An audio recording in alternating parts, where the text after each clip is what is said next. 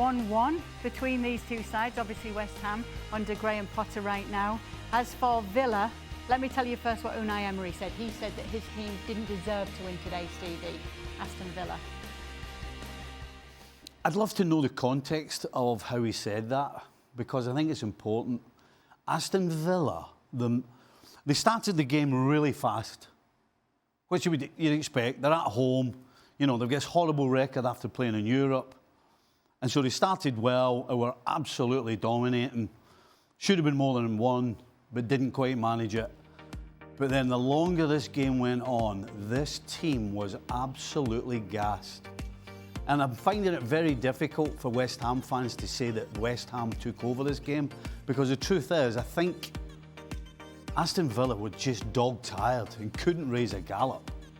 So, as I said, I'd love to know the tone of Unai Emery saying that. I'm not going to do an impression of him, to be honest. Fair enough.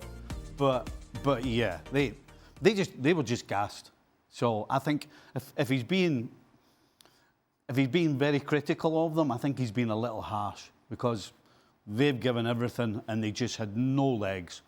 From back, middle to front, they were all gassed and hanging on at the death. Nevertheless, signs of improvement for West Ham under Potter, Jules?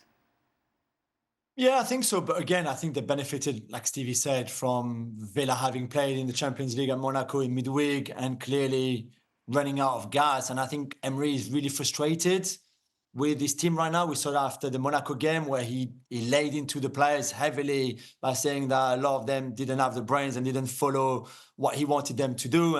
And today it's a different scenario, of course. It's a different kind of game. They lost Aaron Mings, which I think maybe also emotionally hurt that team, hurt the players to see him crying while he was leaving the pitch. So that didn't help either. And for West Ham, it's a bit like what we said for Leicester. There's this game where you smell that you could be on top or you could do something.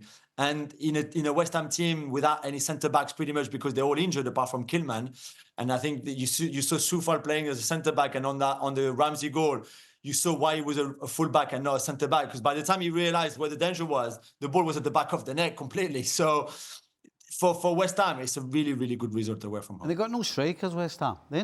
Kudos started up front, and then they ended up with Paquetá playing centre-forward. So they got no centre-backs, and they got no strikers. So is that a problem? I think it is a little problem. I think it could be, Ali.